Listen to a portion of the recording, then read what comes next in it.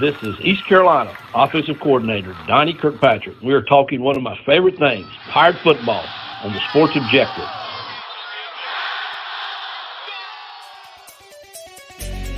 Yeah. My heart is purple and gold. I'm a pirate down of my soul, and I don't back down, not at all. Find out when the cannons explode. From the sidelines down to the post, put it down like not even close. All out to the last whistle blow. For the flag with the soul and crossbow. Everybody stand up, get your hands up. Let a team know that we got they back. This is our house, this is our town, our time. Everyone not copy. How about those friggin' Pirates? Welcome into the Sports Objective. As always, a very special night when we have this guest. You know, Bubba, hey, we're 2 weeks, 2 months away from week 0. I wish it were 2 weeks. Bubba, really excited to have one of the best football analysts that money can buy. That's why he's on ESPN. Glad to have him back, right? Always glad to talk college football with Rene Ingoglia. Obviously, Rene is going to be, well, not obviously, but Rene's going to be heading out on a European vacation here in the next week or so. So had to catch him before his vacation, but looking forward to talking some football. Rene, welcome back. Hey, thanks for having me, guys. And of course, you get me early, right? So I'm scrambling for prep work like everybody else. But yeah, I'm excited for the season. I mean, to me, and I know you guys agree, college football is the best. There's nothing better. And man, that anticipation to get to week 0, and it's strong this year. So I can't wait.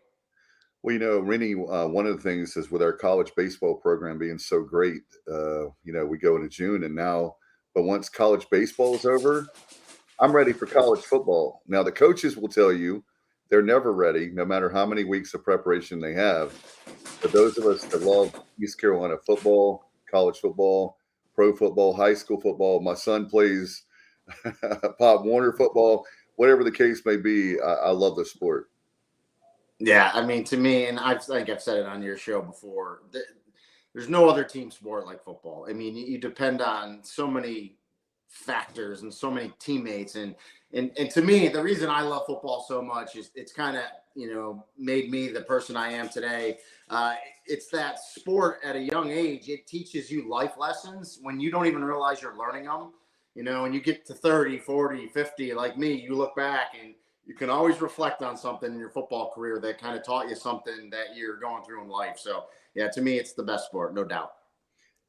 No question about it. And Bubba, one of the things I want to talk to Rene about, and you follow it more than I do, Bubba, but I know with our one of our listeners and viewers, Brandon, talks about Mike Houston is killing it, like Brandon said, on the recruiting trail.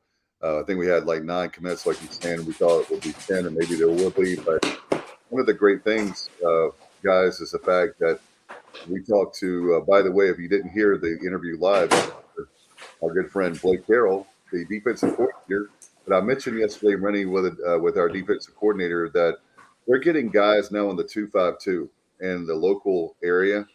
And we couldn't, when we started having you on the show, when you first were coming on, we couldn't blame kids for going to another college when our program was like pretty much dead last in FBS. And now we have where things are respectable. And I think we're going to get to where we're championship level in the next year or two. I really do with the new American, but just wanted to mention that to you. The 252, when you see a lot of commitments that we had over the weekend, you were one of the people I thought about. You believed in Mike Houston way back in 2019.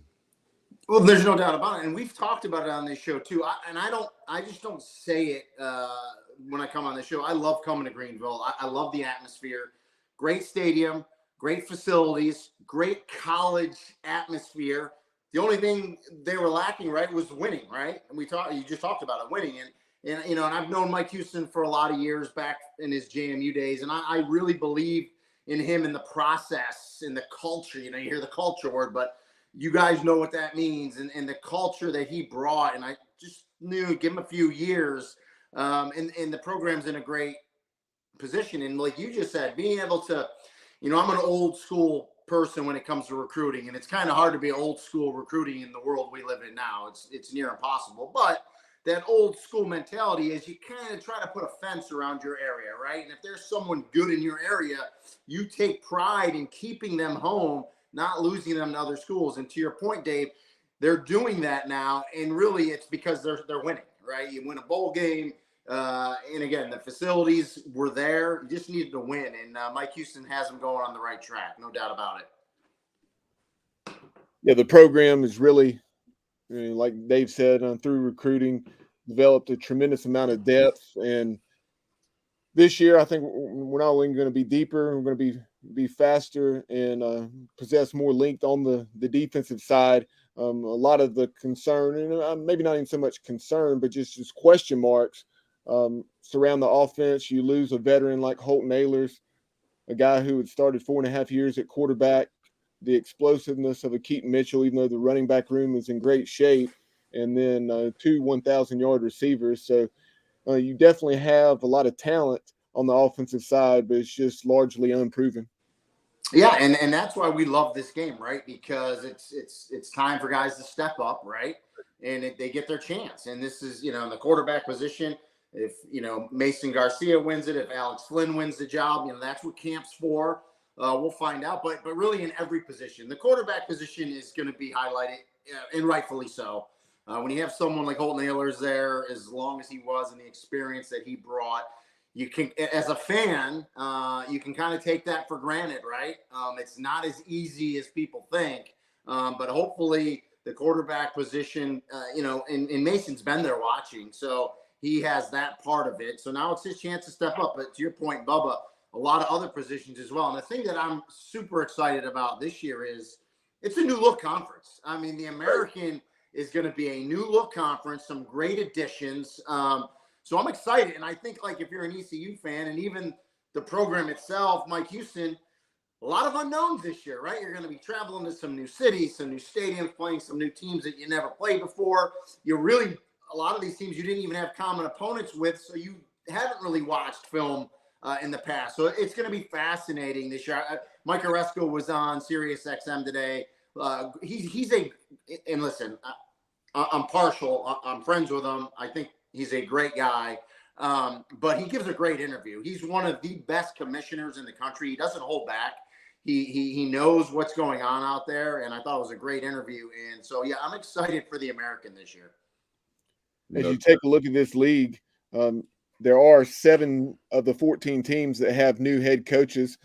At Florida Atlantic, you have Tom Herman, UAB, of course, Trent Dilfer, and we'll talk a little more about Trent Dilfer, some comments he made recently on I wanted to talk about that. Talk radio there in Birmingham, Biff Poggi at Charlotte, Eric Morris at North Texas, and then obviously South Florida, Tulsa, and Navy have first-year head coaches, or new head coaches to them as well. Yeah, and so you're going to see a lot of new look programs, right? Because you don't really know what you're going to get out of them, even if you went back to watch a lot of those ones in Conference USA last year with so many new coaches. So I'm excited. But, of course, Tom Herman was in the conference, obviously left, took Texas. He's back in the American. He understands this conference well, although it's a new look conference for him as well. So it's going to be interesting this year with everything. And then, of course, you talk about Navy, new head coach, but they're going to run a variation of the option. They're not going to get too far away from it. So a lot of those new teams coming in the league are going to have to deal with that. And so it should be a fun year in the American this year. But, to me, UTSA is the one you got to watch out for. That was a team that I had the opportunity to call a few of their games the last couple of years in non-conference games, because the only time really a Conference USA team was really what was on ESPN is when they were a visiting team. So I got to see them a couple times, and they bring their quarterback back, Frank Harris, and talk about recruiting your area. They really take pride. Jeff Traylor takes pride in recruiting that San Antonio area and does a really nice job. And they're really the only team in town really in the area, and they're doing a nice job. And I think that's the one program I think that can step in right away and compete with the American schools that have been in the conference that are kind of, established. So I would watch out for UTSA. And here's the other thing too, guys. America's going to find out about UTSA. Again, they really weren't on national TV a lot. You had to kind of search for them in different areas. You're going to see them every week, week in and week out on ESPN. There's no doubt about it. And if they can win like they've been, they're gonna show a lot of people nationally who they are. No doubt. I was going to ask you, Rennie, getting back to Navy real quick. Yep. One of the questions I have, being a football guy that you are, what disadvantages now? There's two things that come to mind for Navy is they can't offer NIL, my understanding, and also Yeah. the rule change of the cut blocks. I haven't asked anybody, an analyst, you're the first one, so I'll make you the guinea pig. How much is that going to hurt Navy, do you think, this year? Well, and remember the cut blocks, they did it last year, and I think it hurt them last year because I think when the NCAA puts in new rules, they really enforce them, right? They're really looking for them. So I think that kind of hurt them last year. Again, as long as everything is legal, I know they took away some things from them, but you're going to have to adjust, right? You're just going to have to adjust. And I think they'll do a good job at it. They're obviously very smart kids in the program. You mentioned the NIL disadvantage for them, really, and the transfer portal is a disadvantage for them too, Dave. Don't forget, you're not transferring in the Navy, okay? It's a process to go to any of the academies. So you can't just say, oh, I'm going to leave Alabama and go to Navy. It just doesn't work like that. So they don't get the transfer players in, you know what I mean? But players can transfer out. So they get kind of screwed the one way, and they can't take advantage of the portal the other way. So the system's kind of against them in that regards. But I think they'll be okay. I think Brian Newberry, a good defensive coach. And if you remember, he was at Kennesaw. I think it's just Kennesaw now. I think they dropped the Kennesaw State. It's so hard to keep track these days. But he was at Kennesaw before he went to Navy, okay? Right. They ran a triple option version, a little more of the athletic kind of Coastal Carolina sprint option type.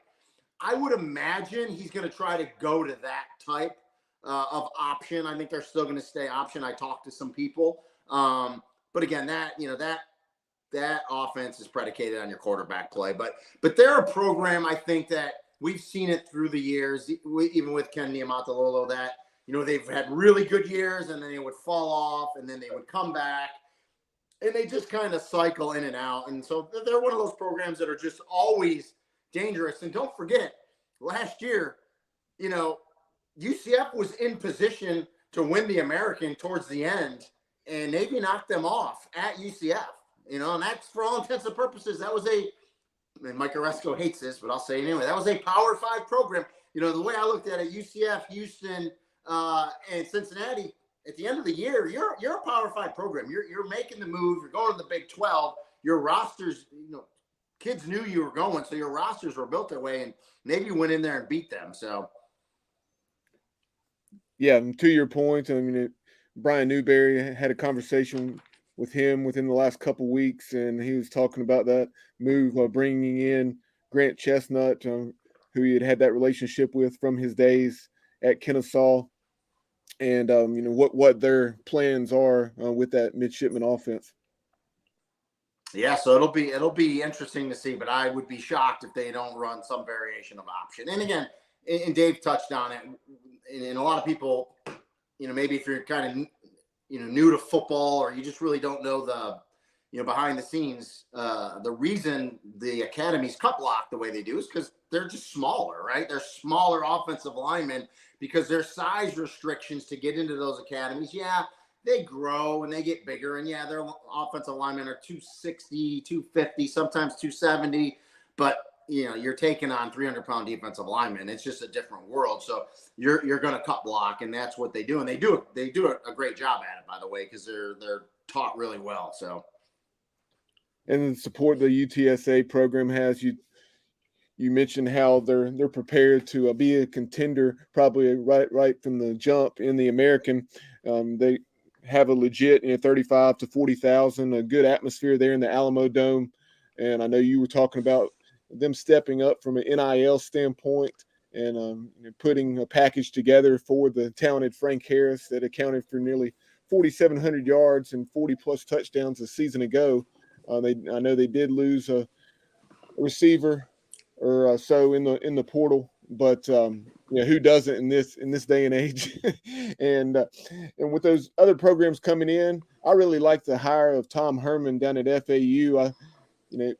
Texas is going to do what Texas is going to do, but he had the success that he had at Houston. The year he got fired at Texas, they went 7-3, And I think all three of those losses, I think they lost in Oklahoma. They lost to Oklahoma in the Red River rivalry in overtime, and then those other two losses were maybe by a touchdown or at least 10 points or less. I mean, he didn't. And that's the funny thing with the coaching carousel. These guys don't forget how to coach. They just don't become bad coaches, right? These programs in Texas is one of them.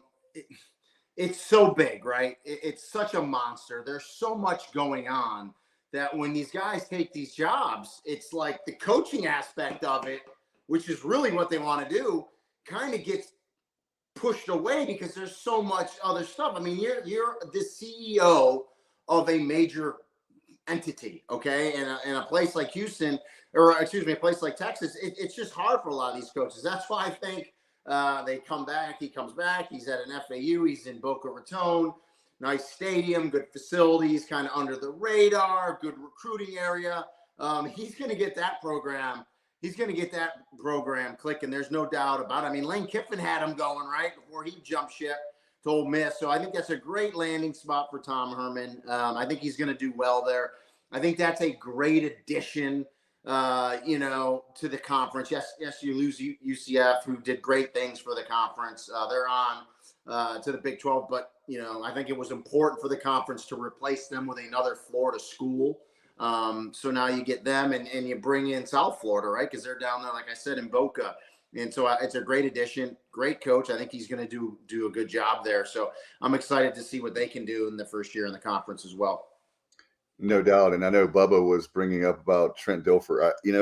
That was the hire that a lot of people had, like head scratching, really does he have experience? But I tell you one thing, Bubba and I have talked off air, I know, and maybe Kyle, but the fact is what coaches does he have surrounding him?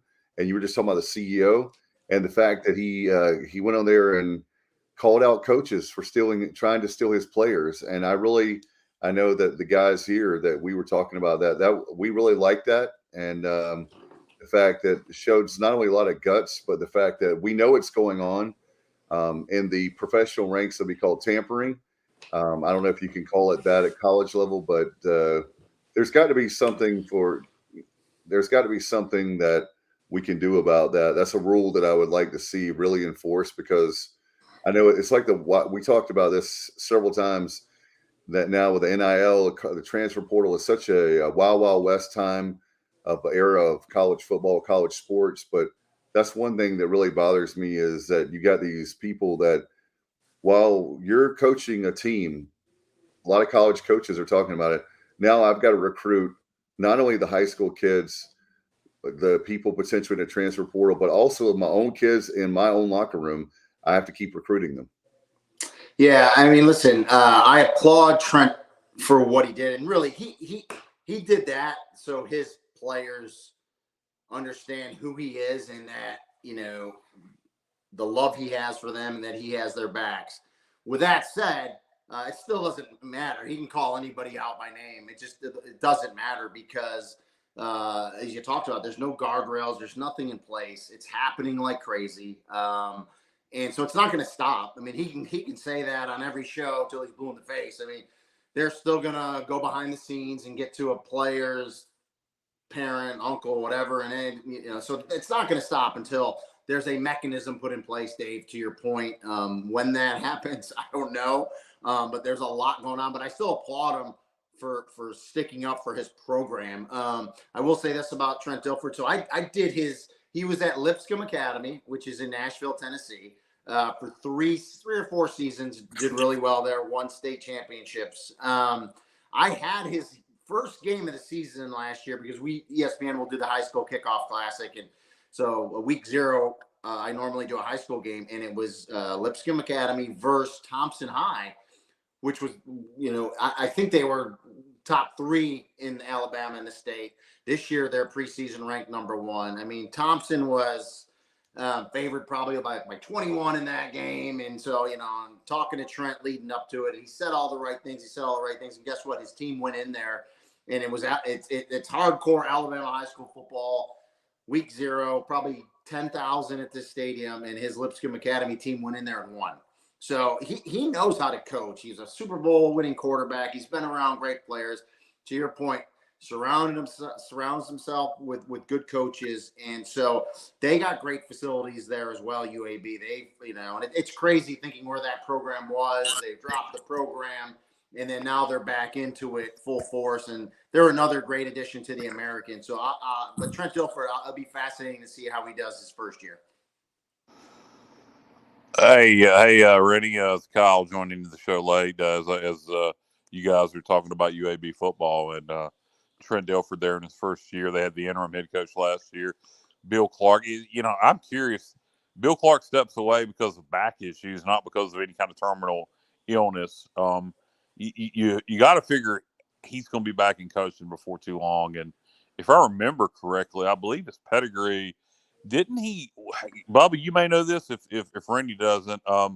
Wasn't he the head coach of Jacksonville State when they played for the national championship?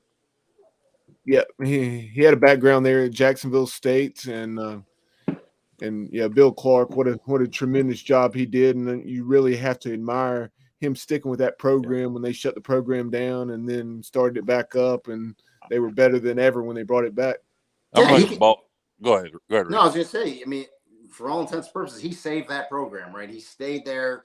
The players believed in him. And to your point, Kyle, when he's healthy and he's ready and willing to get back into coaching, there's going to be a spot for him somewhere.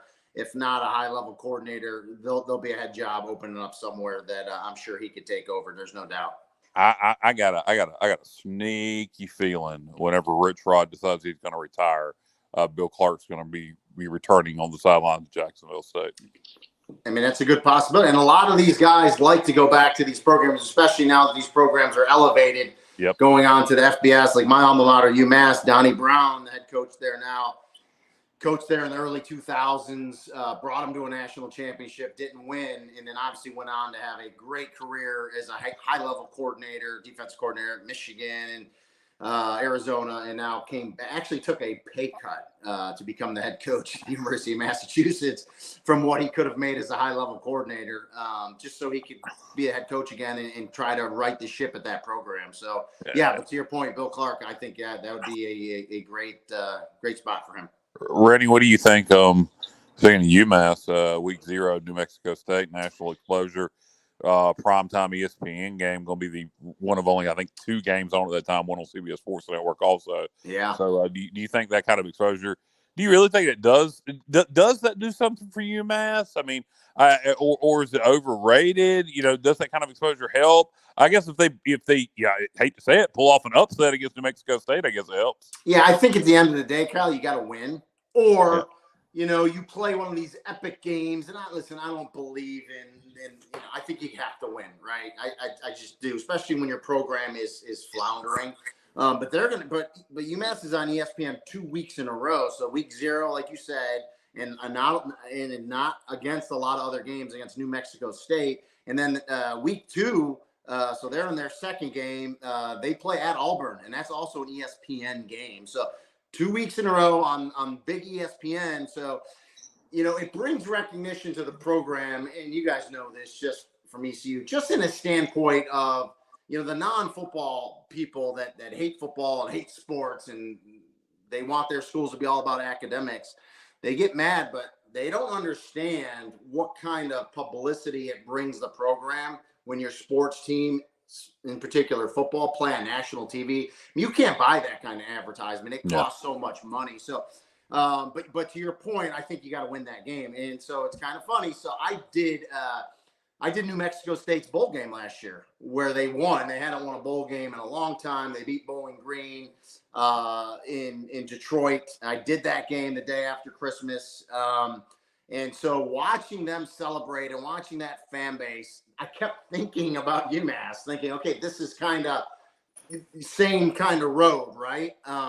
So that's going to be a fascinating game. And listen, I don't want to call it a must-win week 0, but they got to win the game, right? You got to go on the road on national TV and win the game. And I was talking with Bubba before we started the podcast.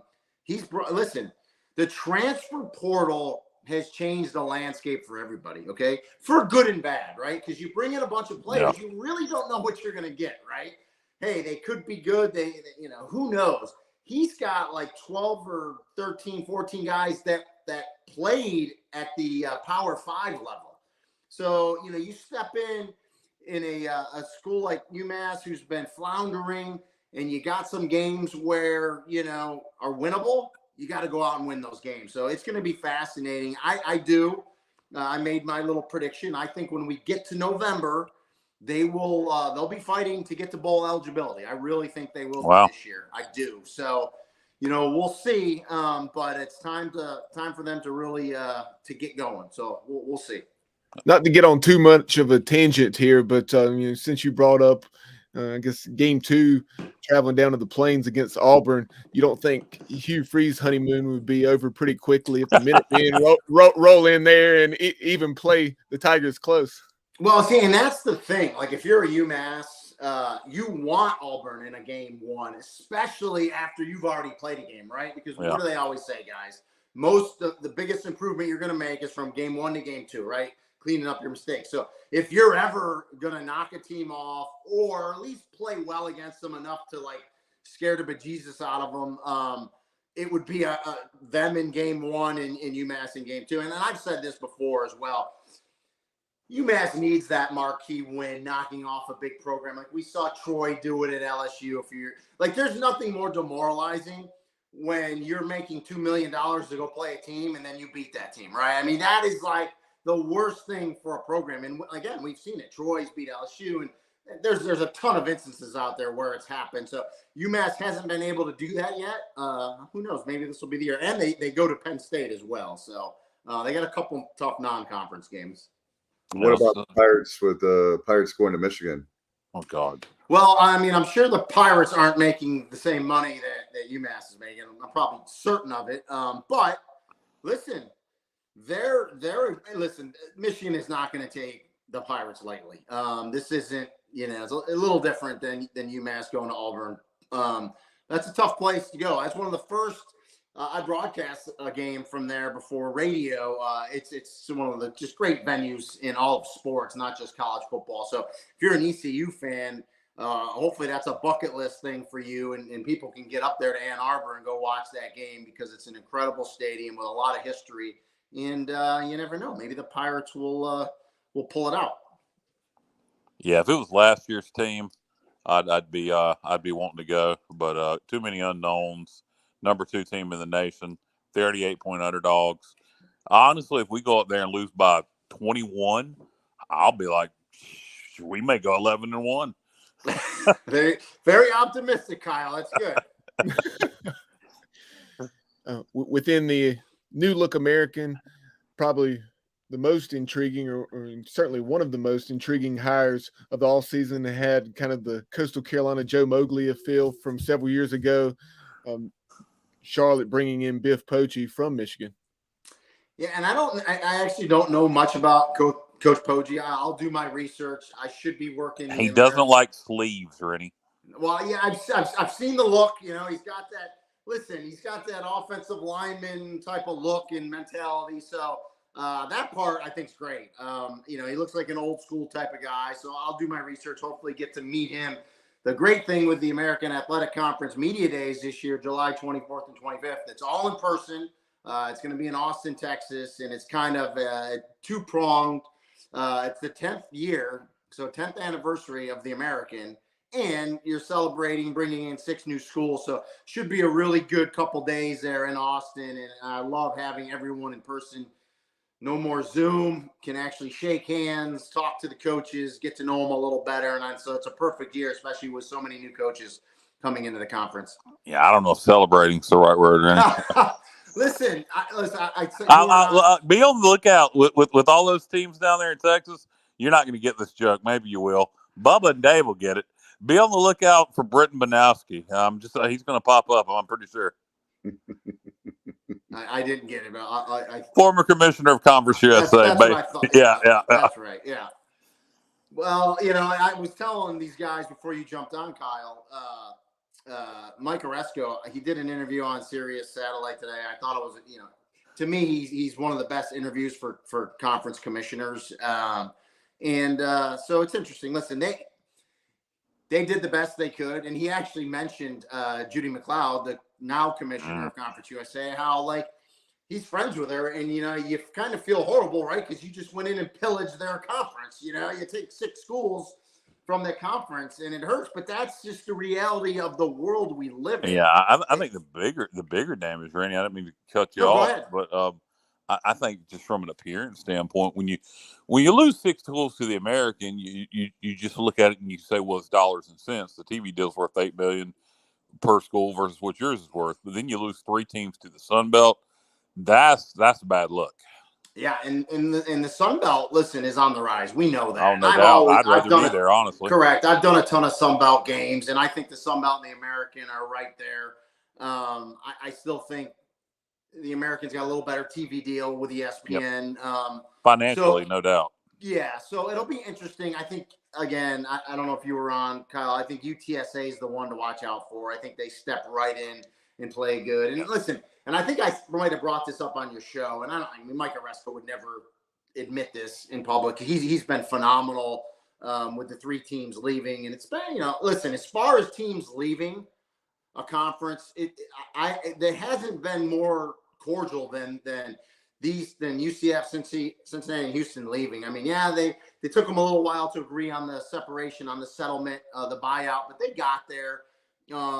It really wasn't. There was not really any animosity. It was business. People know, and you know, so they're gone. But it'll be with UTSA coming in will be interesting because I think they'll step right in. And what I was going to say was I got off track was if you're Mike Aresco and you're the American, you lose those 3 schools that we just talked about to the Big 12.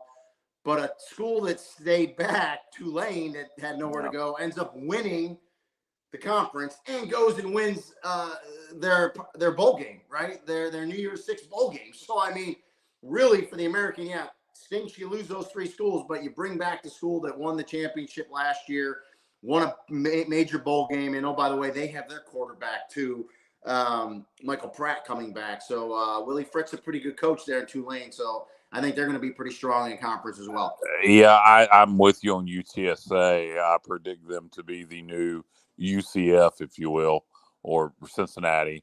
I think with their media market, their fan support, their recruiting area, the city of San Antonio almost embraced them like an NFL expansion team.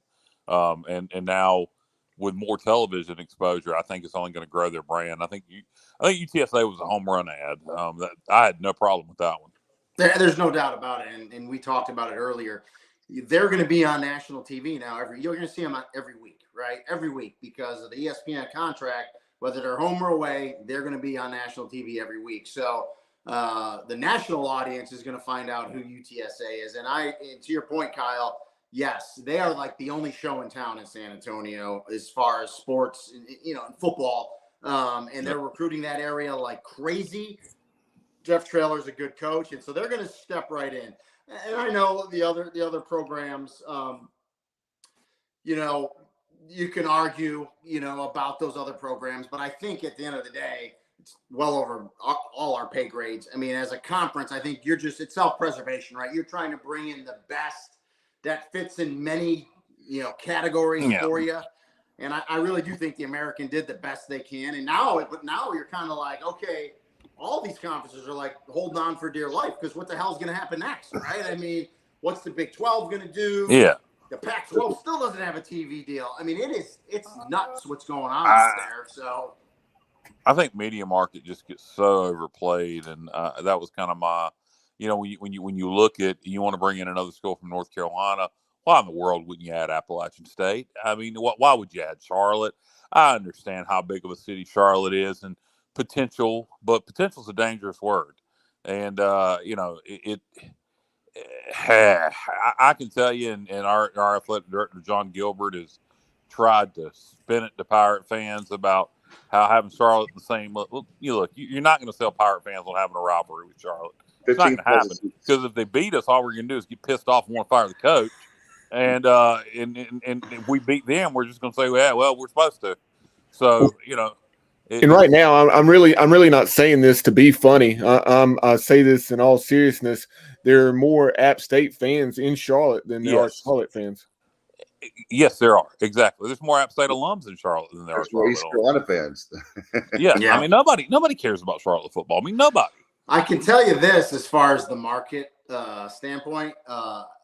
The announcers like it because it's easy to fly in and out of. Yeah. The American, I'm not even joking when I say this. The American top to bottom. Rennie, would you rather go to Charlotte or Boone? Honestly, you've been to both, I'm sure. I have been to both. I love Boone. Exactly. The atmosphere in Boone is electric. I've called many. And it's beautiful. There. It's phenomenal. It is kind of, you got to drive up the hill, but when I fly into Charlotte and when I go to Boone, right before I don't know the names of the roads, but I know you go uphill about 2 hours. There's a Dunkin' Donuts right at the bottom before you start to drive up, and I always get an extra large Dunkin'. I enjoy that drive. It's nice, much like drive from Raleigh to Greenville. I listen. I get it. And you guys know you're in North Carolina. I mean, you see it. It's like them schools that have to fly into Birmingham to go to Auburn and Tuscaloosa. I mean, it seems to work for the SEC.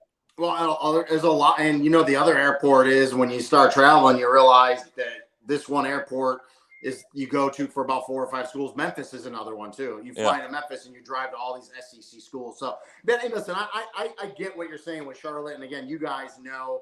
But for the most part, I think all the additions, fit a purpose for them. So we'll see. We'll see how it plays out this year for sure.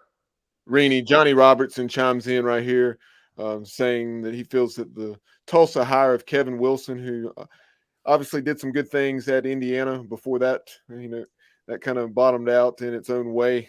But he said that he really respects him as an offensive mind, and that he thinks that they return a decent amount offensively. He believes, and that they'll do well. I'm going to disagree with Johnny on that one. Go ahead, Rennie. Tulsa's one of those schools. It'll be interesting. We'll see what Kevin Wilson does. I called a few of his games when he was the head coach at Indiana, so I've talked to him in person. But yeah, he is an offensive-minded guy. We'll see. It's funny. So when that Tulsa job opened up, and we were talking about a bunch of first-year coaches. I'm going to give you a first-year coach right now, even though you didn't ask me, in the Sun Belt. And Kyle talked about the Sun Belt, who I would have bet a year's salary that Tulsa was going to hire him. It's G.J. Kinney. He was a former Tulsa player. He was at Incarnate Word at the FCS. Phenomenal job. A young superstar coach. And and it's nothing against Kevin Wilson. I think Tulsa dropped the ball not bringing him in. Instead, he goes to Texas State in the Sun Belt. So that's a name to watch in a new hire there. I agree with you 100% on both points. Yeah, so we'll see what Kevin does at Tulsa. It's a program that we've seen. They've won. You can win there. We've seen them win there. But it's tough to come in like that first year. But we'll see what he has surrounding him, and then of course transfer portal. I can't sit here and tell you who's brought what in because it's an ever changing landscape. We talked about UTSA losing a receiver or two. They might have brought in 3 more in the portal. It's so hard to keep track with these programs. So, but Tulsa's one I'll obviously keep an eye on, and I'm assuming I'll have a Tulsa game this year as well. Fun note about Kevin Wilson, for some Pirate fans may not know this. When we hired Ruffin McNeil, Kevin Wilson was co-OC at Oklahoma at the time, and tried to get the East Carolina head coaching job and interviewed with Terry Holland. And I don't know what happened to that interview. All I know is he went from it looked like it was going to be a done deal to, I heard that interview was a disaster. So Coach Holland has passed away. So I unfortunately can't ask him about that. I'd love to. I had a good relationship with Terry Holland. But I know his interview with Kevin Wilson. And also, you got to keep in mind, Kevin Wilson's a Tar Heel.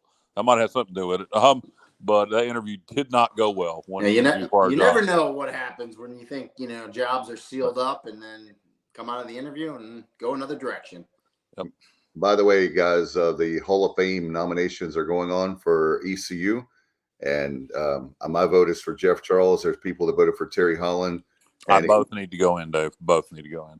and also I'm hearing Leonard Henry. So all three of those. I'm down with all three. But yeah, so there you go. I wanted to let you guys know that it's on ECUPirates.com. If you're like me and you love you love Hall of Fames, and especially those two men we mentioned with Jeff Charles and Terry Holland are automatics, in my opinion. Well, Jeff Charles and Terry Holland both passing away this year, and they should both be in East Carolina's Hall of Fame. Jeff Charles, longtime play-by-play voice of the Pirates, and Terry Holland. Everybody knows what he did at Virginia, but to me, Terry Holland, when he came into East Carolina, our athletic department was in complete disarray, and what he did here with the hires he made, with the decisions he made, galvanizing the fan base is the thing. Nobody knew how to treat people, and I'm getting off on a tangent here. Terry Holland, whether you were the janitor or you were the richest owner in the Pirate Club, he treated everybody with respect. He always had time to talk to you. Look, well before I was called from LaGrange on a podcast, back when I was young in my 20s, I was nobody, and he would answer every email I sent him, and I would abuse that privilege. I'd email him constantly, and he'd answer every one of them. So yeah, Terry Holland needs to be in ECU's Hall of Fame. He should be in any college sports Hall of Fame. Terry Holland's the man. Hey, by the way, Rennie, I had a question. I saw something today. It was a meme, and maybe I haven't had a chance to. I forgot to ask our guys off the air if it's any truth to it. But the ACC and Pac-12 merging. I mean, I didn't hear it, but I didn't even see the meme on it either. So, nothing would ever surprise me this day and age, because you think things are rumors and then they end up being true. Listen, I could see it. I could see if the Pac-12 loses, they're losing UCLA and USC. Let's say they lose Washington and Oregon to the Big Ten, and then the four corner schools panic and go to the Big 12. Yeah. You got basically four schools left there. And then at that point, as the Big Ten expands west, then do they need to add more to the east? There's UNC, UVA, who knows? So if the ACC and Pac-12 lose a lot of schools, I can see where Stanford and Duke would like to be in the same league together. Yeah, there's a ton of possibilities out there, so we'll see. And who knows? There's been so many rumors and speculation what's going on with Colorado right now, right? I mean, they may be the first domino to drop out of the Pac-12. It'll be interesting to see. And obviously, first-year coaches, Deion Sanders, completely overhauled that roster. So that's going to be – what do you make of him basically kicking off so many players? So, I did a Colorado game last year. Was it that bad? And it's a beautiful stadium. The town is beautiful. It really is. If you've never been there, Boulder's beautiful. And when you say Colorado, you think football, right? I mean, it's been around. I think weed. Yeah, well, maybe now, Kyle, maybe now. But to my point, it wasn't a sold out game, and now you bring Deion in and everything is a 180. And what surprised me was there was more than three or four, but there was a handful of really good players on that team, really good. And they're gone now too. So, I mean, he essentially turned that entire roster over. So it's going to be fascinating to see how they are this year. So we got one of their receivers that is projected to be a starter for us. So there you go. So hope he. Thank you, Deion. Yeah, right. Thanks, Deion. So so it's going to be interesting. But they got a buzz there. They're going to sell out that stadium.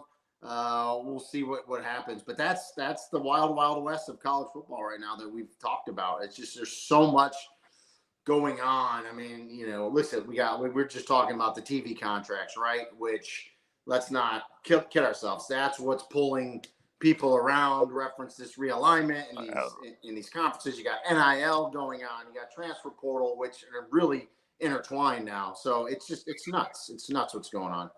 Hey, Rennie, do you see a possibility of this is one that Kyle, I'm going to steal from you, and that is from a decade ago. Is there any possibility of the American and Mountain West merging for a super conference?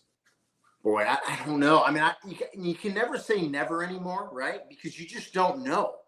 because at the end of the day, every one of these conferences wants to stay relevant, right?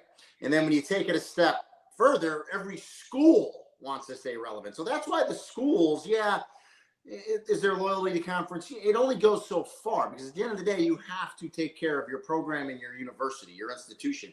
So that's why these schools are all jumping ship, going to these other places. So at the end of the day, if it's going to keep you afloat, I don't think anything is off the table, Dave. I think all these schools and programs will talk, and we haven't even talked about, the CFP going to 12 schools, which I think is a great thing. Yeah. We talked about it on this show before. The fact that they, Mike Oresco hates, and I give him credit. Okay. He was never a fan of Power 5 and Group of 5. Those are kind of just made up names. They were exactly okay, that the media ran with. He's never said it. That's why he did the P6 thing, kind of as a throwback in your face. Like, no, we're in there now. So now with the CFP, with the 12-team playoff, that's gone now, because it's the top 6 conference champions. So it doesn't matter. So hopefully the media will kind of stop using that moniker. You never know. Oh no, they will, and now it'll be, they'll use the basketball term, mid-major. Yeah, I hate that term. Well, I mean, you really should be, if you're gonna say it right now, I guess you would be Power 2, right? Because if you want to just go by what the money disparity is going to be with the SEC and the Big Ten, I mean, everybody else is just, and that's a great point with the ACC. I mean, the landscape changes so quick. I mean, the TV contract they signed and got sealed up into years ago looked great, right? Just a few years later, it's like they're going to get passed up, like doing laps at the Indy 500 by the SEC and the Big Ten. So it's hard to compete. And then, and so also with the ACC, so obviously I'm here in Orlando, you're already hearing Florida State chirp, okay? And Florida State is that they're one of my picks. I think they're going to have a really good year. I think Jordan Travis, legit Heisman candidate. I think he's got a really good chance of getting to New York. I'm a Mike Norvell fan. You guys know that, from his Memphis days. I think Florida State's going to be really good. They're already chirping because with UCF in the Big 12, in the Big 12's new TV contract, within a few years, UCF will actually be making more money than Florida State. Wow. And that's really hard for them to swallow, And then you got, your rival, Florida. We already just said what the SEC is going to make. So you're Florida State sitting there, in Miami for that matter, in the ACC, thinking, man, what the heck's going on here? So it's just it's a moving target every day, and it's crazy. But you know what? It keeps us excited. It keeps us with stuff to talk about.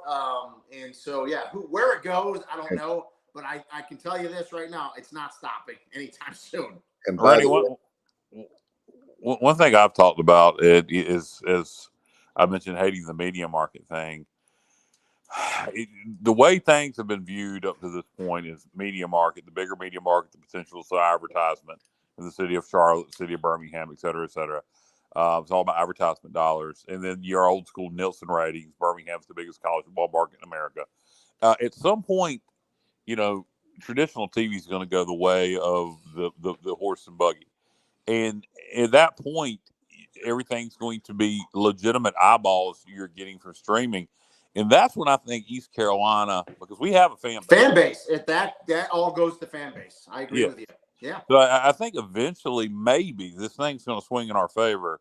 I don't know how long it's going to take, but I see so many of our fans complain about streaming and having, our game against Michigan is going to be on Peacock. I'm telling you, you're missing the forest for the trees, because those are legitimate numbers counted, eyeballs watching your game, not a silly ass Nielsen rating. Kyle, it's gonna stop when the cable companies can't charge people, right? Yep. A good sum of money to bundle in all the ESPNs and all the channels. And so ESPN's gonna obviously, all the cable networks will ride that wave until it stops. But also to your point, the other fascinating thing is, so I have an 18 and a 20-year-old, right? They consume media different than we did. Right. They don't even watch cable. So my daughters are in college. It's like, we don't have cable, Dad. They have a good internet. and that's it. They have the Peacocks and the whatever network they want. ESPN Plus, et cetera, et cetera. And they find the game they want and they go to that game, or they find the TV show or the movie, and so they totally consume media in an entirely different way. And so I think that'll push the narrative as well, Kyle, quicker to when it's pretty much all streaming and carte blanche. Basically, you're going to order what you want. Yeah, and then what value is Charlotte versus East Carolina? Just to make that argument, what value when it goes to all streaming? Because how many eyeballs are actually on Charlotte football versus? Great point, but we're not there yet. So maybe that's simple. It's just as simple as that. Because I know if you looked at Twitter today, the American, because I think I know for the Big 12, and I think the American is the same as well. July 1, everything becomes official. Correct. So they put tweets out today to get to know the 6 new programs, and obviously, to your point, one of the bylines in every Twitter about the 6 new programs was how big their TV markets were. Exactly. So that was in there. So it's obviously, makes a difference right now. We'll leave it at that. It does now, but I got a feeling, and I think it's going to happen sooner than later. I wouldn't be surprised if it's 5 years from now. My thing is that Mike Oresco was told by ESPN the teams to pick. And so the reason why he picked those schools is because ESPN said to pick those schools. No, he was told not to mess with the Sun Belt. Well, that's essentially the same thing. I mean, Marshall and Southern Miss were in Conference USA. So was Old Dominion. I understand that, but I'm just simply saying that those, to me, they said, how do you keep? I'm sure the question was asked, how do we keep our dollar figure of $7 million plus north of $7 million for our TV contract? What schools can we get? And those were the schools they were told to keep that at that rate. If not, then it's like throwing paint against a wall, like guessing. And I seriously doubt Mike Oresco is going to guess what schools are going to give you $7 million. He took the biggest media markets with the gamble that it's going to pay off financially, because we know until 2028 they're going to get the exposure of the current TV contract, and he's hoping, UTSA will be one, but he's hoping it's multiples that spike like UCF and Cincinnati did and get hot and become household names is what he's banking on, and it could happen. But I just, you're. To me, that argument is fighting against East Carolina. So I'm never going to make that argument in a positive way. Right. I mean, I understand about media markets because we talk all the time. If it's really about media markets, Tuscaloosa is this huge media market. Well, yeah. To me, can you deliver your state? Alabama can deliver the whole state of Alabama. East Carolina can deliver the whole state of North Carolina because we have a fan base, and unlike some schools, the ACC schools, NC State fans and UNC fans watch East Carolina football. And that's one thing, that I've tried to point out to people for years. When you're looking at East Carolina, we really can deliver the whole state. Not every school can say that about their state, particularly a so-called directional school, but we really can deliver the whole state of North Carolina. And the reason we can is because if you look at the size of, like, for example, not to pick on Duke, but if you look at Duke, they're a very small school, 6,000 undergrads with the master's programs. It's like 10,000. We have 30,000 students, Rene. 30,000 students when you look at us, and when you look at an alumni base that cares about athletics, Dave. Right. And so another thing is, when it comes to college football, people at Duke and North Carolina don't care about college football. They'll get mad at me the fan bases will get mad at me for saying that. They don't care anything about football. And if they're not careful, they're going their basketball team at Carolina is going to be down another year or two as well if they're not careful. But that's a whole nother story, whole nother show. But when you look at those schools, NC State, they have times when they're a football school. They have times when they're a basketball school. If there's Phillip Rivers there, Torrey Holt, they're a football school. If they're doing well with basketball, they're really a basketball school. When it's all said and done, the two schools that are football schools are East Carolina and Appalachian State in our state, period. But I will say this, Dave. I think in today's world, those fans that are basketball first and foremost, I think the smart ones understand now that football drives the bus, and I'm sorry they do. Basketball's on the bus, but football's driving it. Okay. And that's, this conference realignment is all predicated on football, what's going on in football, and TV revenue, right? And basketball is going to be a beneficiary of that. All of the sports are beneficiaries of it. That's why they do it, right? Because there's so many non-revenue sports. Football's footing the bill for all that. And so I think they all know that. So to your point, though, I think those fans, they need to be better football fans if what you're saying is true. And I think, we'll see about that. So, but it's fascinating times for sure in college football with what's going to happen with conference realignment and TV contracts and so forth and so on. So, buckle up and we'll see where it takes us. And by the way, Rennie, North Carolina State, I'm putting them on the clock right now. They're too scared to play us. They won't schedule us anymore, Rennie, because we beat them. Well, I will tell you this. I did the North Carolina spring game, and Drake May is everything you want in a quarterback. I will say that. I thought the kid was phenomenal. Interviewed him a couple times, talked to him, and he's going to be, do they have the pieces around him in Chapel Hill? That's going to be the question. But as far as him as a quarterback, the kid's phenomenal, and he's going to be one of the top picks in the NFL draft. No, he's a great quarterback. Yeah. North Carolina should have a good football team this year. But to Dave's point, it's we beat them 3 times in a row, including when Scotty Montgomery was here. And you're always going to have Kyle. That's always going to be an issue. I mean, I know. UCF dealt with it, and to what I think, I don't know if you said it, Kyle or Dave.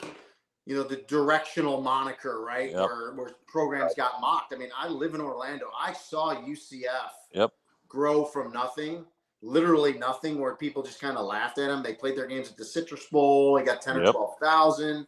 And now they're in the Big 12 making, what is it? What's the Big 12 got? $31 million a year? Is that what it is? Yeah. And the other funny thing is so USF, right, was their rival, right, in Tampa. And I know you guys know this. I mean, 2000, I think it was 06, might have been 07.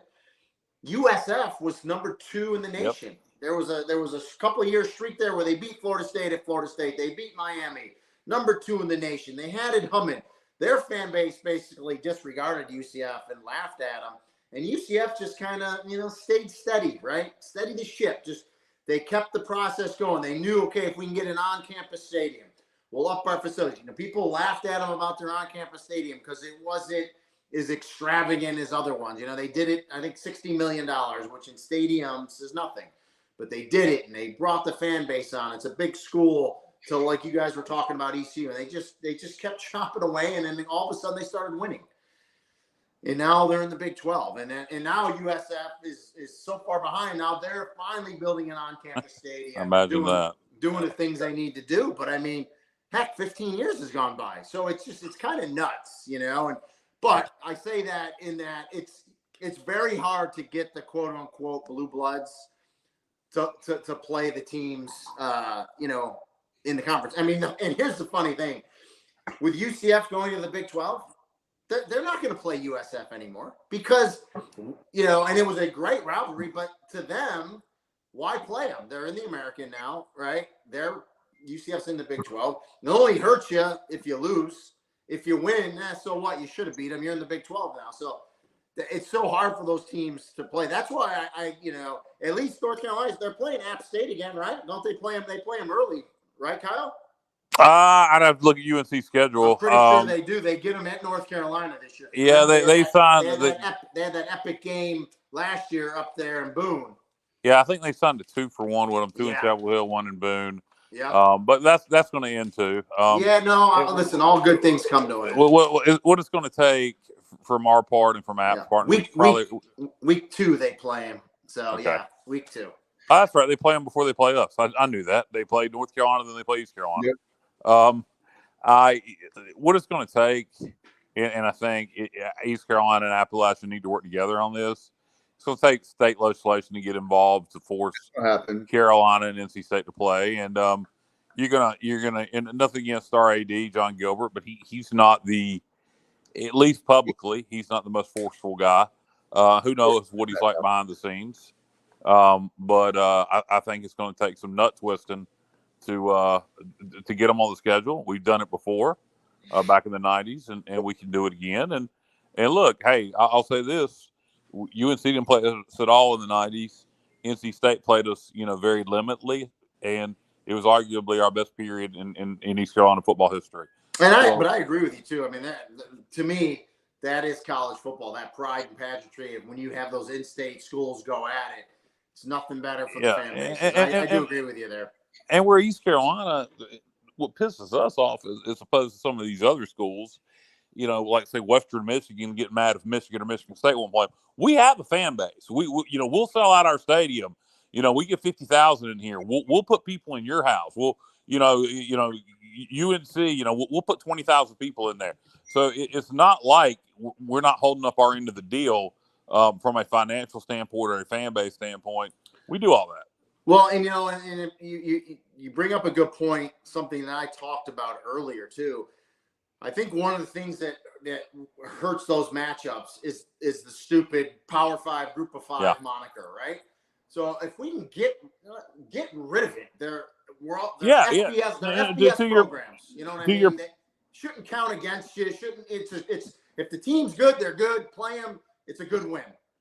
To your point, what happens when East Carolina wins the American and it's in the playoff, and NC State and UNC finish third and fourth in the ACC, and let's say that happens. It realistically could. Mike Houston's here.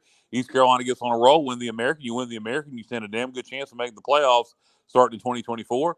East Carolina makes playoffs a couple of years, and NC State and UNC are going to the whatever bowl. All of a sudden now, are they going to be interested in playing us? My guess would be all of a sudden we're an attractive opponent that they need. Yeah, I mean, it would change quickly. There's no doubt about it. Yep, and that's why I love the 12-team playoff. So I wish it was here this year. Yep. No doubt. Do you have? I know that before we let you go, you always spend a lot of time with us. My question to you: do you have teams that in your radar right now that maybe some teams that we obviously know Michigan that we're playing is going to be number 1 or number 2, but are there teams out there right now that are like diamonds in the rough that nobody knows about? We talked about UTSA, but everybody pretty much knows they're a top 25 team. Are there teams around the country that Rene's saying, hey, you better watch out for these teams? I mean, not any that people don't already know. Now, maybe on the East Coast, not as much, but I think Washington's going to be real good, Dave. I do. With all the Pac-12 issues, I think with Michael Penix coming back, Kalen DeBoer, the head coach here, I think Washington is a program out west, I think, that is going to have a good year. So they're one to watch. I mean, I don't really want to say they're under the radar because they're not nationally. Again, maybe to the East Coast folks. What does Jimbo got to do at Texas A&M this year? Oh, man, I don't know. I mean, I think obviously they paid him so much money, right? That's really a sticking point because if they didn't $1 million.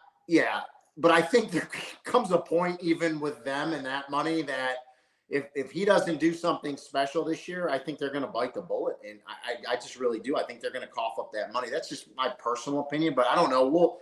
We'll see. I don't know. He's had, listen, year after year, we talk about the recruits and what year is this for Jimbo, Rene? I want to say it's 5, 4 or 5 right in there. Okay. Here's the thing though.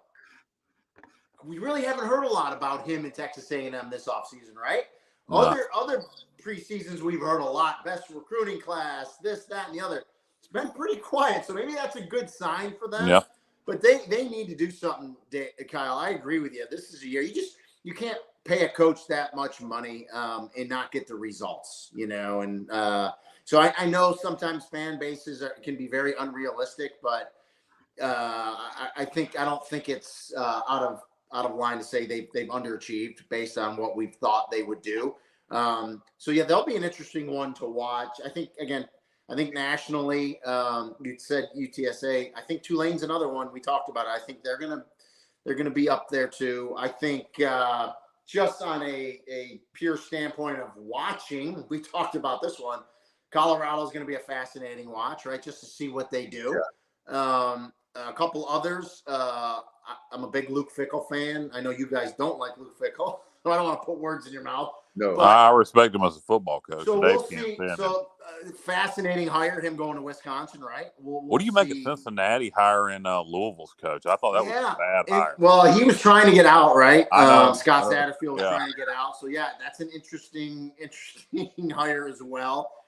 Matt Rule at Nebraska, another one. I think Matt Rule is a really good coach. Yeah, good coach. So we'll see. And then, Coastal Carolina, talking about the American, and I don't know Alex Golish, the USF, the new USF coach.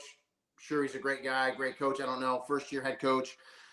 I thought USF should have did everything in their power to get Jamie Chadwell from Coastal Carolina. Yeah, would have been a good hire. They probably did.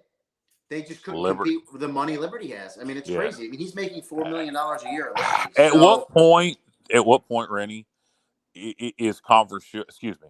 At what point do you think the American or the Sun Belt is going to have to invite in Liberty because they're going to be a problem? They're going to win Conference USA every year, and with this new system, with them winning that conference every year, they're going to be a playoff contender every year. I really believe the American or Sun Belt will invite Liberty within the next 5 years. Could be, and we didn't even mention the Mountain West. I mean, San Diego State already told them in writing that their intentions are to leave. Yeah. So where are they going, right? Who are they talking to? Pac-12. Well, the rumor is that they're talking to the Pac-12 and behind the scenes, the Big 12 too, Kyle. I got a feeling, guys. I got a feeling everyone's kind of talking. It's fascinating though. Listen, there was a time not that long ago where San Diego State was in the Big East. Do you remember that? Yeah, I remember them in Boise. That's right. It only lasted a couple weeks, but No, the rumor is that they're going to be the first team as a replacement in the Pac-12. Look, here's the Pac-12. If I was the Pac-12, and I know they're trying to get a TV deal done, I would be adding teams now because they're going to lose teams. It's inevitable they're going to lose more teams. The Big Ten did not just invite USC and UCLA and not get anybody else on the West Coast. I mean, come on, let's be real. So if right. the Pac-12 would be better off, the more teams they can get now and legitimize them while UCLA and USC, Washington, Oregon are still around, the better. I'd be inviting teams now. Yeah, it's going to be fascinating, though. It really is with what happens with the Pac-12. So we'll sit back and watch here. So no doubt. We'll let you I know you're getting ready to go on a vacation, and tell everybody again about do you have your assignment already for a week? So I can report, though, I renewed my contract. So I got a 2-year contract, so I'm good there. So that part's good. I'm not one of the ones that's going to be being let go, and it's unfortunate because there's always movement, and you guys read the same stuff I do. So I will be back for a couple of years. So that part's good. I don't know where I'll be yet. And there's been so much movement with managers, right? With the bosses. And so there's a realignment going on there. So, I'll probably, I want to say probably the end of July, early August, I should know who my partner is and pretty much the primary network I'll be on. So I'll let you guys know. All right. Have a safe trip to the Mediterranean. We'd love to have you back. Hopefully right at the beginning of football season. Appreciate you. It's always so much fun talking college football with you, man. You got it, guys. And I hope I can do a Pirates game this year. I haven't been up there in a year, so I'm having my Pirate withdrawal. So hopefully I get up to Greenville this year. Love to have you back.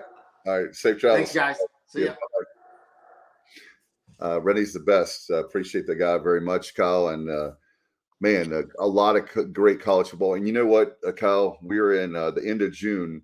I've been hearing on the radio and reading stuff that July is going to be this next, we talk about all this show ad nauseum about college football realignment. It's going to be fascinating to see where these schools are going. It's like a chessboard and all these different pieces are moving around. No, yeah, it'll be interesting to see if things start shaking up again in July. That's kind of when it seems to happen. You would think there would be some movement in regards to the Pac-12 one way or another here in the coming weeks. So I'll be surprised if there's not. No doubt, and that's the thing is that you would think the Big Ten would strike before. I would think they would want to strike before anybody else, right? Like, in other words, you're going to make sure that the Pac-12 doesn't have any kind of hope of a Hail Mary, if you will, for the Well, they're not going to sign. I mean, look, unless they just get some kind of magical TV deal in place that those schools are going to be willing to sign a long-term grant of rights for, I just don't see it happening. In fact, if I'm the Pac-12, and this may be counterproductive to what people would think. If schools are going to leave, I'd want them to leave now. So the sooner the better, so they know what they're having to work with, and they know that the teams that are going to stay will sign a grant of rights deal. It'll be interesting to see how soon they get their TV deal done, and if the Big Ten does strike before that TV deal is done to bring in Oregon and Washington. And no doubt we'll see how that goes. And of course, the Four Corner schools, we'll see about, will they go to the Big 12? Well, a couple of them will go, a couple of them stay. It's going to be crazy. It's going to be crazy. But, that gives us something to talk about this summer, right, Kyle? Yeah, no, absolutely. It's always interesting to see.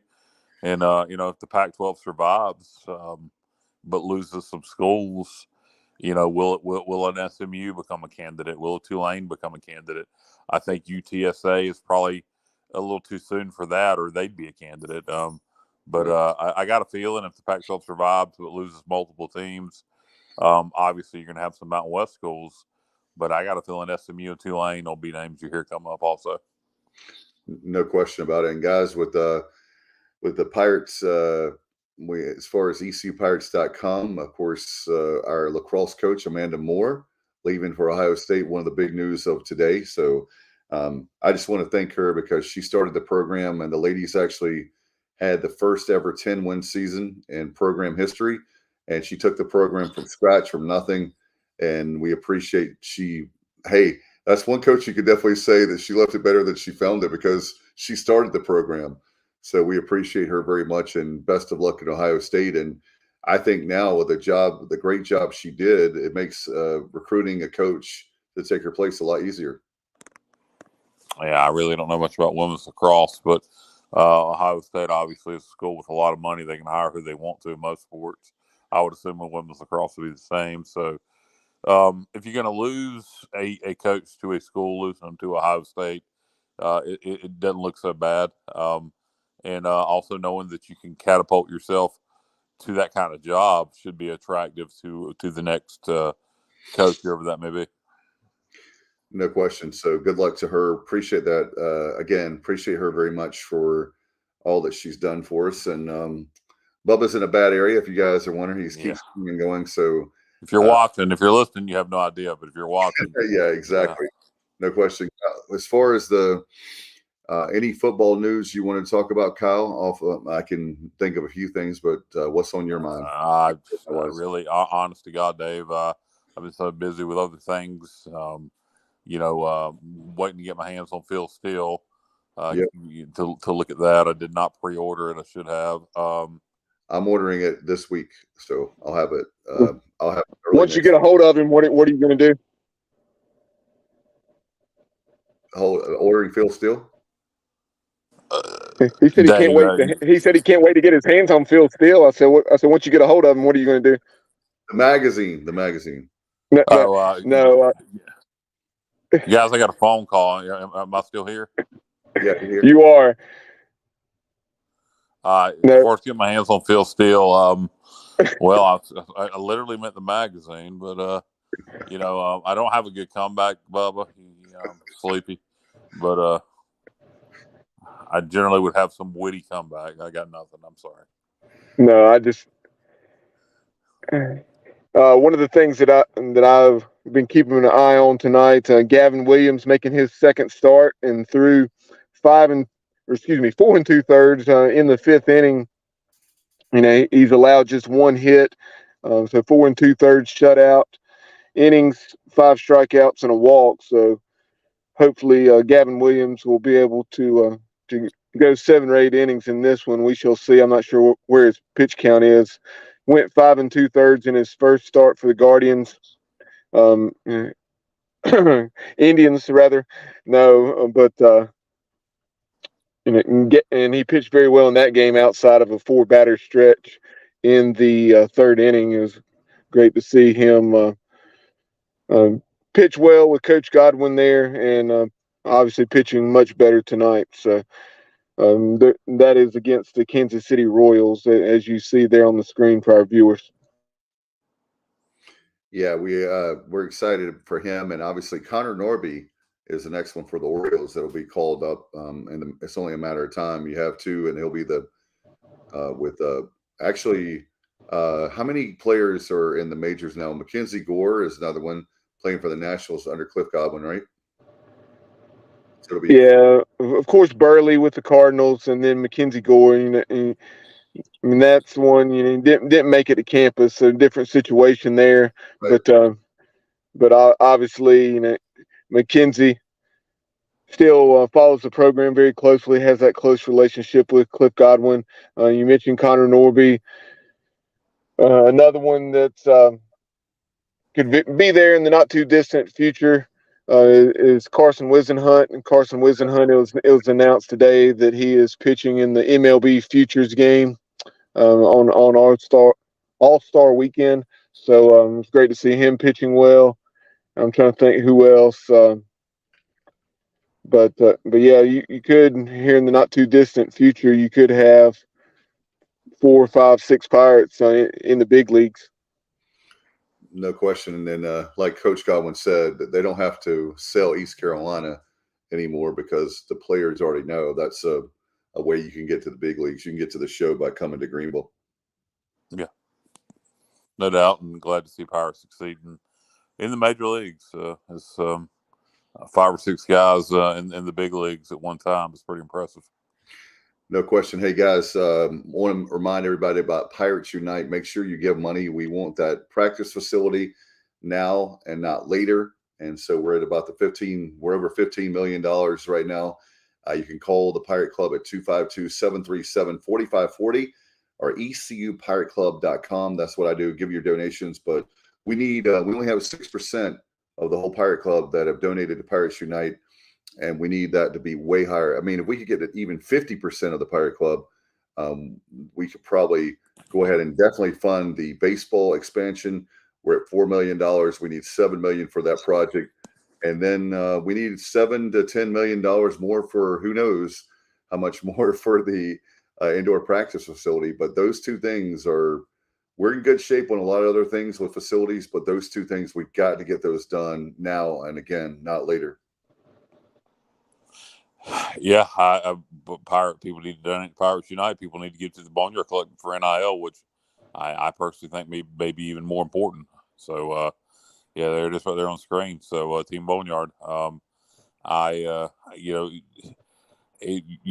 pulling from that same pool, but for such a small percentage of the Pirate Club to have donated, again, though, I do ask the question, where are the phone calls? I mean, why is not every Pirate Club member been contacted via the telephone and asked to give to Pirates Unite? I can guarantee you, if that happened, we'd be higher than 6%. Yeah, I think that's a legitimate question, Kyle, because Bubba and I were talking about this off the air a few days ago. If you think about 6,000 Pirate Club members, which is not enough, we're heading in the right direction. I give them that.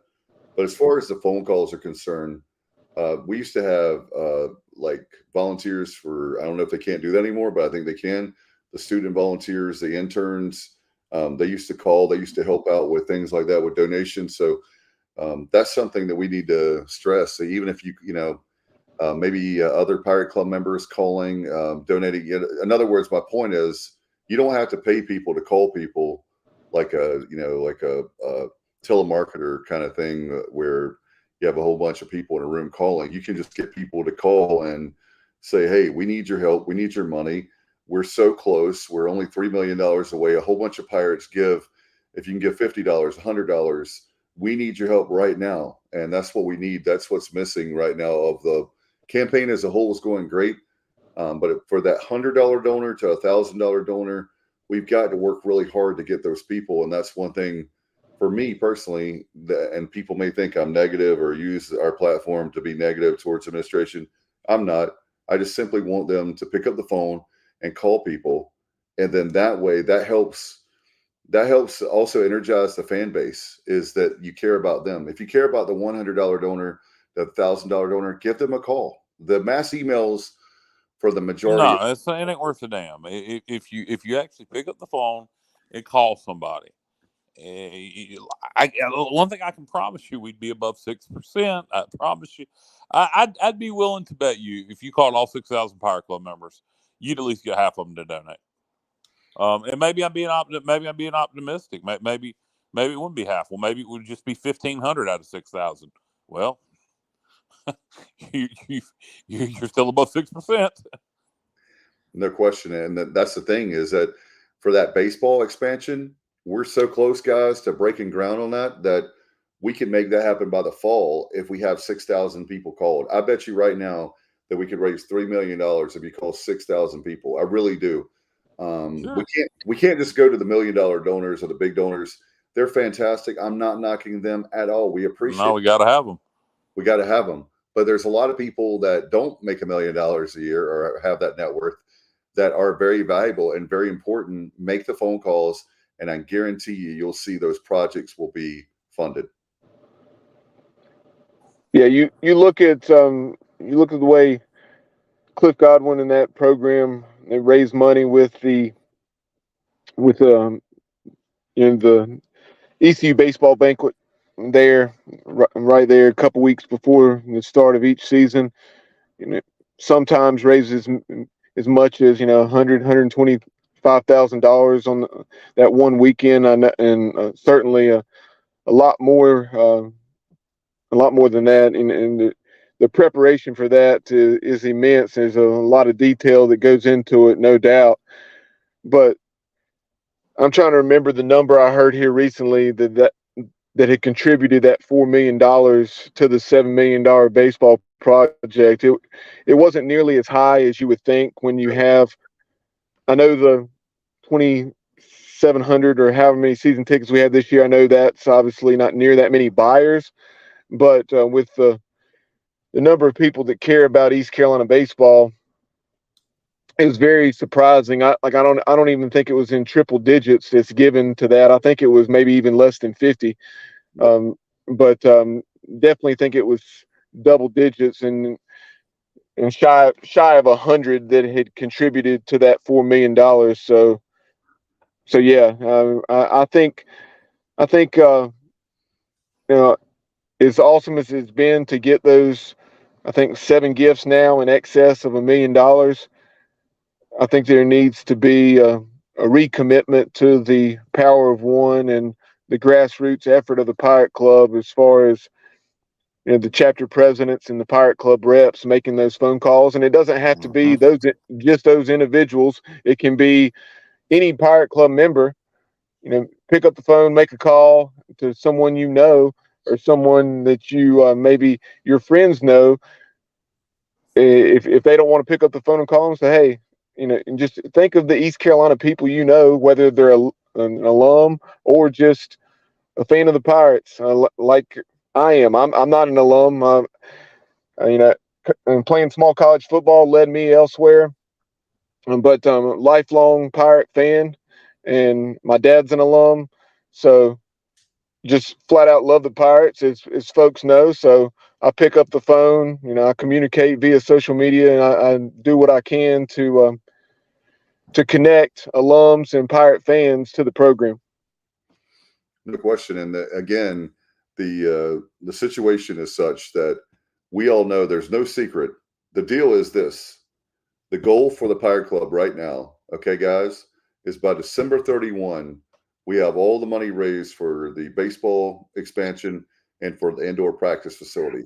And if that's going to happen, like Kyle said, the way that you do that is by picking up the phone. I can guarantee you right now, the baseball expansion will be that'll be cleared in a few months, and then we have a good shot at that goal of getting the $7 to $10 million raised for the indoor practice. So wouldn't that be cool in 24 to be talking about the plans, and we broke ground and on both those projects? Well, the only way we're going to be able to do that is to make phone calls, and I agree 1,000%. Have it ready. Yeah. Just don't have Bubba call anybody. Oh God, that was the funniest. I have no idea what he's saying. No. I'm sorry. Sorry, Bubba. I love you, man. That was funny. That caught me off guard. Good one, Kyle. Nicely played. That's why I intentionally signed out of the show earlier, because I knew I was in a bad area, and so. And it goes to the show, Bubba's in that big Charlotte area, and getting cell phone service not worth a thing gold. No, I'm not in the big Charlotte area. I'm in tiny Richfield. So that's why I knew I wasn't going to have good service. But what's Richfield near? Near Pfeiffer. What's Pfeiffer near? College. Oh, I don't know. Okay. Pfeiffer University, but it's out in the middle of nowhere. That's why I knew I wasn't going to have good service. And that's why I signed out when you guys were finishing up the interview with Rene. But how many damn universities are in the state, for God's sake? A lot. All right. Guys, I'm gonna have to jump off here. I know I arrived late. I'm gonna leave early. Come late, leave early. Is my policy. Actually, no, in real life, I'm the other way around. I get places early. I can't stand being late. But well, Dave, now it's just down to you. So Bubba's called, so we might have to close this thing out because I have to go. I have prior commitments I have to take care of. So, Dave, you want to close it out here, or are you just going to go solo? I might go solo real quick to make some quick announcements, and we'll get out of here. All right. Well, I'm going to go. Thanks everybody for watching and listening, and I'll turn it over to Dave, and hopefully Bubba will rejoin him soon. Good night, y'all. All right. Good night, bro. Good night, John Boy. We appreciate you guys so much for coming on tonight. Thanks to Rene, and obviously want to remind you about. Again, we talked about Pirates Unite. We want to remind you also about season tickets as well. Before we get to season tickets, I actually am talking to people. I want everybody to like our Facebook page. You can follow our show on Twitter at the Sports OBJ, at the Sports Objective on Instagram, and also on TikTok. And subscribe to our YouTube channel. You can watch us, and we love that very much because we're getting to almost 1,000 subscribers. It's like at 900 now. We've worked it doesn't sound like a lot, but we've worked extremely hard on that, and we appreciate you guys for that very much, for doing that. Hey, like I said, 2 months away from football season, and we're looking forward to that. If you want more information, you can always follow us. You can actually the Pirates Cove on Facebook, and we have a lot of content there. A lot of great content we've had recently. We've had Ryan Robinson, the executive director of the Pirate Club. We've had the director of athletics for East Carolina, John Gilbert. We had the two coordinators, offensive coordinator Donnie Kirkpatrick, Donnie K. And, of course, yesterday being Monday, we had Blake Harrell, and we had him the defensive coordinator. So a lot of great content, of course, Rene as well tonight. Appreciate you guys so much, and we welcome you to tell your friends. It's so cool to be around the Greenville area or different places, and people stop us and say, thank you so much for the great content. I want to let you know that none of us have taken you for granted. We're one of you, and we appreciate you. All right, we're going to get out of here. Thanks to Bubba very much. Thanks to Kyle. He had to go. And, well, thanks to Rene Ingoglia very much from ESPN and ESPN Plus. We'll see you next time. You've been watching and listening to the Sports Objective, everybody. Go Pirates. I'm a pirate down of my soul, and I don't back down, not at all. Find out when the cannons explode, from the sidelines down to the post. Put it down like not even close, all out to the last whistle blow. From the flag with the soul and bones. Everybody stand up, get your hands up, let a team know that we got they back. This is our house, this is our town, our time, everyone not copy that. Everybody in the stands go bananas, scream loud, but don't hold back. Every foot, every yard, every first down, every touchdown with the cannons blast. Get it on, get it all, get the wave going like a hurricane, y'all.